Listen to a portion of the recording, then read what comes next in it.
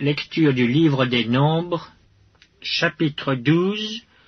Marie et Aaron parlèrent contre Moïse au sujet de la femme éthiopienne qu'il avait prise, car il avait pris une femme éthiopienne. Ils dirent: Est-ce seulement par Moïse que l'Éternel parle? N'est-ce pas aussi par nous qu'il parle? Et l'Éternel l'entendit. Or, Moïse était un homme fort patient, plus qu'aucun homme sur la face de la terre. Soudain l'Éternel dit à Moïse, à Aaron et à Marie: Allez, vous trois, à la tente d'assignation. Et ils y allèrent tous les trois.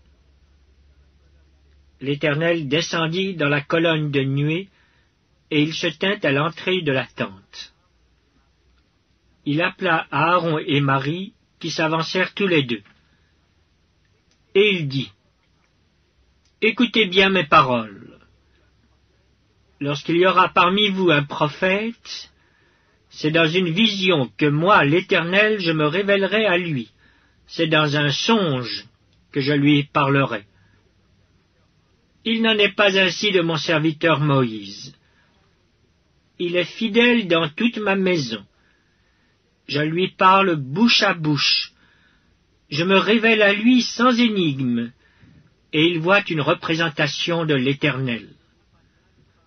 Pourquoi donc n'avez-vous pas craint de parler contre mon serviteur, contre Moïse? La colère de l'Éternel s'enflamma contre eux, et il s'en alla. La nuée se retira de dessus la tente. Et voici, Marie était frappée d'une lèpre, blanche comme la neige.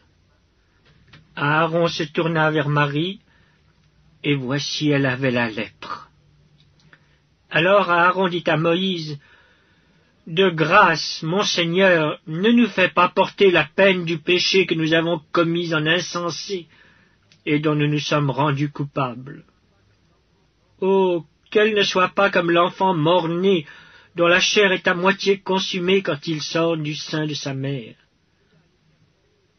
Moïse cria à l'Éternel en disant: Ô Dieu, je te prie, guéris-la. Et l'Éternel dit à Moïse: Si son père lui avait craché au visage, ne serait-elle pas pendant 7 jours un objet de honte? Qu'elle soit enfermée 7 jours en dehors du camp, après quoi elle y sera reçue. Marie fut enfermée 7 jours en dehors du camp, et le peuple ne partit point jusqu'à ce que Marie y fût rentrée. Après cela, le peuple partit de Hatséroth, et il campa dans le désert de Paran.